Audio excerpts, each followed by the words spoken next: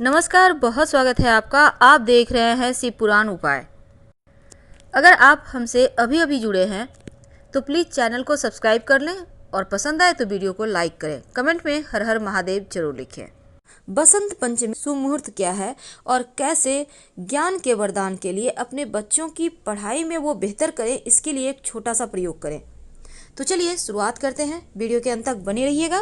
देखिए, मान्यताओं के अनुसार ज्ञान की देवी माँ सरस्वती शुक्ल पक्ष, जो माघ का महीना है, शुक्ल पक्ष की पंचमी तिथि को ब्रह्मा जी के मुख से प्रकट हुई थी और इसीलिए बसंत पंचमी के दिन माँ सरस्वती की आराधना की जाती है। इस दिन पीले, सफ़ेद या गुलाबी रंग के कपड़े पहनकर माँ सरस्वती की पूजा करें तो सर्वोत्तम होगा। और आप पूजा दोपहर के पहले तक कर ले तो सर्वोत्तम होगा। बसंत पंचमी को श्री पंचमी भी कहते हैं।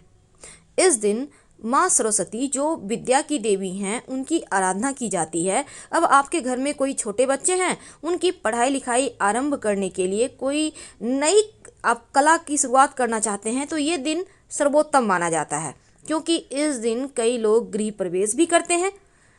इस दिन चूँकि इस दिन को अबूझ मुहूर्त भी कहा जाता है। बहुत सारे काम बिना पंचांग देखे होते हैं, जैसे द्विरागमन वगैरह। लेकिन इस बार थोड़ा सा चूँकि यहाँ पर मान्यता है कि इस दिन कामदेव अपनी पत्नी रति के साथ पृथ्वी पर आते हैं और इसीलिए जो पति पत्नी वैवाहिक जीवन में मुश्किलें जिनकी हैं वो इनकी पूजा करती हैं और माँ लक्ष्मी, भगवान श्री हरि विष्णु की भी आराधना की जाती है।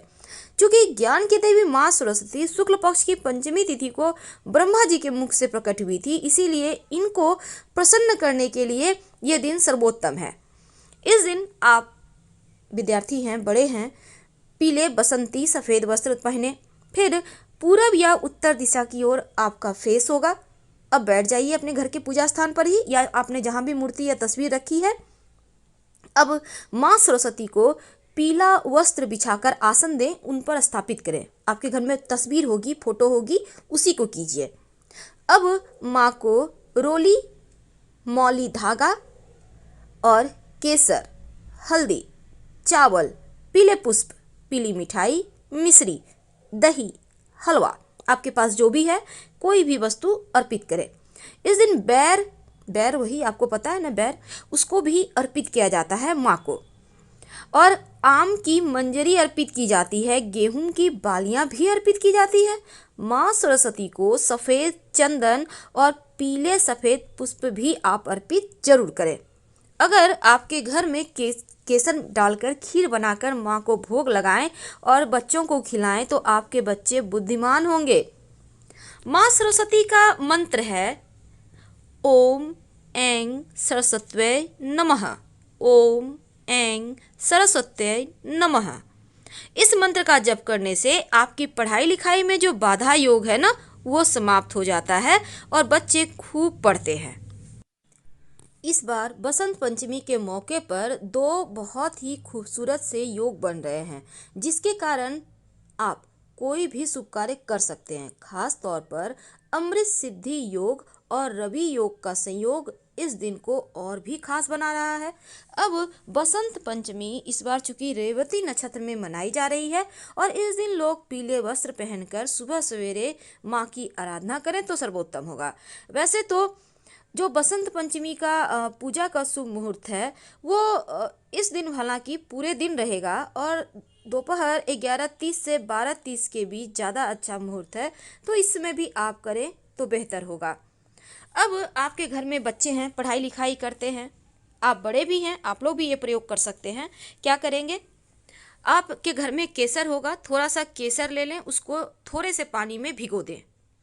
अब इसको चांदी की तीली या चांदी की कोई भी वस्तु के सहारे, जो बच्चे हैं घर में, उनके जीभ पर एंग, एंग है माँ सरस्वती का बीज मंत्र, उसको लिखिए केसर से। केसर जो आपने किया है उसको चांदी की कील उसमें डुबोकर बच्चों के जीभ पर लिखिए एंग। आपके घर में बड़े हैं, आप खुद हैं, हर कोई एक दूसरे से लिखवाइए, क्योंकि ये एंग शब्द आपके ज्ञान को बढ़ाएगा, आपके अंदर जो पावर है उसको बढ़ाएगा। बहुत सिंपल है, पर इस बार करिएगा जरूर, क्योंकि बच्चों की परीक्षा भी तो सर पे है। तो इसलिए ये प्रयोग आपके लिए सर्वोत्तम होगा। क्योंकि ये दिन नई शिक्षा आरंभ करने का भी दिन है, नई विद्या, नया कला, संगीत सीखने का दिन है। तो इस दिन आपके घर में छोटे बच्चे हैं, उनको स्लेट, पेंसिल या कागज पेन लेकर उनको लिखने का अब आज के दिन करवा लीजिएगा, यानी बसंत पंचमी के दिन शुरुआत, ये बहुत अच्छा रहेगा। और चूंकि बसंत पंचमी के दिन, जिसको हम भगवान श्री हरि और कामदेव की आराधना के लिए भी इस दिन को सर्वोत्तम माना जाता है, तो बच्चों की पढ़ाई अच्छे से हो, उनका खूब सारा ध्यान रहे पढ़ाई पे, वो राह ना भटकें, इसके लिए छोटे छोटे प्रयोग किए जाते हैं, ताकि आपके बच्चे आगे चलकर देश दुनिया में आप सबका नाम रोशन करें। तो इस दिन विशेष प्रयोग भी किए जाते हैं। अभी तक हमने आपको 2 प्रयोग बताए। देखिए, बहुत सिंपल प्रयोग है, पर करिएगा जरूर।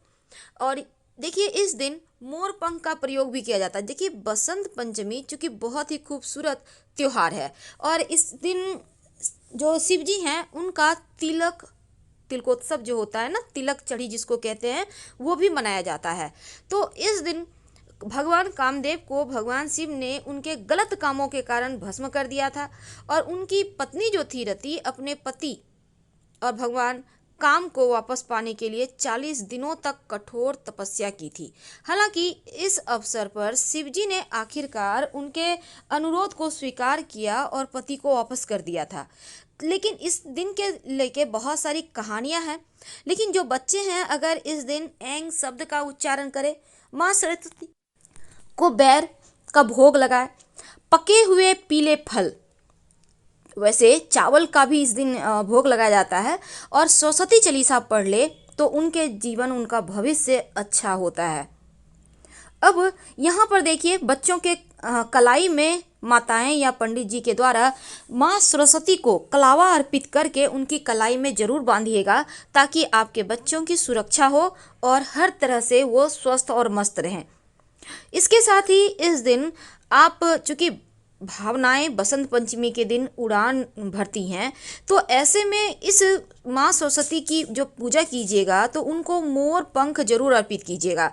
और मोर पंख अर्पित करने के बाद आप चाहें तो 2, 3, 4, 5, आपके घर में ज़्यादा बच्चे हैं तो सभी अर्पित कर सकते हैं, और फिर आप अपने बच्चों के माथे पर सजाइए। बच्चे शैतानी भी कम करेंगे, बुद्धिमान होंगे, क्योंकि भगवान श्री कृष्ण हमेशा ही अपने सर पे मोर पंख सजाते थे। मोर पंख भगवान श्री कृष्ण को अति प्रिय है। वैसे तो मोर पंख जितना खूबसूरत दिखता है, उसके उतने ही ज़्यादा प्रभावशाली फायदे भी हैं, और भगवान श्री कृष्ण का श्रृंगार, उनकी पूजा मोर पंख के बिना अधूरी मानी जाती है। वैसे तो मोर पंख के बहुत सारे उपाय होते हैं, लेकिन आज एक खास उपाय कर लें। जब आप जन्माष्टमी मना रहे हैं तो उस समय एक उपाय कर लें तो जीवन की मुश्किलों से बाहर निकल आएंगे।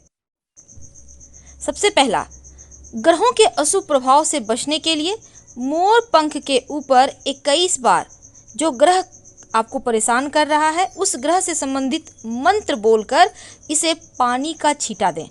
इसके बाद इस मोर पंख को कहीं ऐसे जगह पर रखें जहां से ये दिखाई ना दे, यानी छुपा कर रख दें। इससे आपके ग्रह के अशुभ प्रभाव खत्म हो जाएंगे। यानी कि आपको अपनी अंजूरी में पानी लेना है, ग्रहों का मंत्र बोलना है। अब चंद्रमा गड़बड़ है, ओम सोम सोमाय नमः 21 बार बोल लें। जो जल है आपकी अंजूरी में मोर पंख पे डालकर इसको छुपा कर रख दें। उसी तरह आपको तमाम ग्रहों से करना है।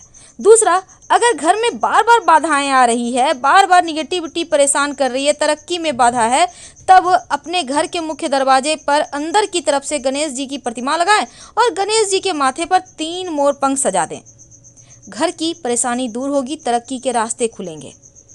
अगर राहु परेशान करे तब मोर पंख को आप हमेशा ही अपने पास रखें, जैसे कि अपने पर्स में। आप विद्यार्थी हैं, आपके घर में बच्चे हैं, उनके पॉकेट में रखें, पर्स में रखें, किताब में रखें। आप चाहें तो बाह में ताबीज में डालकर भी धारण कर सकते हैं, राहु शांत हो जाएगा।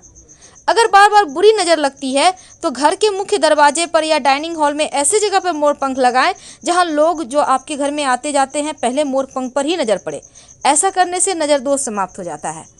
आपके घर में बच्चे हैं, उनका पढ़ाई में मन नहीं लगता, उनकी किताबों में मोर पंख रखें। बच्चों का पढ़ाई में मन लगेगा, पढ़ा हुआ याद रहेगा। शत्रु विरोधी बहुत परेशान करें तब आज के दिन मोर पंख पर हनुमान जी के मस्तक का सिंदूर से दुश्मन का नाम लिखकर हनुमान जी के पास रख दें, अपने घर के पूजा स्थान पर भी रख सकते हैं वैसे, और अगले दिन ले जाकर किसी बहते हुए पानी में बहा दें या पीपल के नीचे रखकर बिना पीछे मुड़े घर आ जाए, आपके शत्रु शांत हो जाएंगे। अगर लाख प्रयास के बाद भी मनोकामनाएं पूरी नहीं हो पा रही, बार बार कार्यों में बाधाएं आ रही है, तब आज के दिन राधा कृष्ण के मंदिर में जाकर एक मोर पंख अर्पित कराएं और 40 दिनों यानी कि 40वां दिन ये मोर पंख घर में लाकर स्थापित कर दें, सभी परेशानियां दूर हो जाएगी। अगर वैवाहिक जीवन में अनबन है तो अपने बेडरूम में दक्षिण पूर्व दिशा में मोर पंख लगाइए, और अगर छोटे बच्चे हैं तो उनके तकिए के नीचे मोर पंख रख दें तो उनको डर नहीं लगेगा, नजर भी नहीं लगेगा, बच्चे आनंद से रहेंगे, खुश रहेंगे। और ये मोर पंख की महिमा ही बहुत है, क्योंकि मोर पंख सर पे सजाने से ज्ञान का वरदान मिलता है। अब जैसा कि हमने आपको कहा कि इस दिन भगवान शिव का तिलकोत्सव मनाया जाता है, इसलिए आप शिवलिंग पर आम की मंजरी, अबीर, जल जरूर अर्पित करें, ताकि आपके जीवन के हर परेशानी दूर हो जाए और शिव जी की कृपा से खुशियां मिल जाए। तो फिलहाल आपसे विदा लेते हैं। जानकारी अच्छी लगे तो लाइक कर सब्सक्राइब करें। धन्यवाद।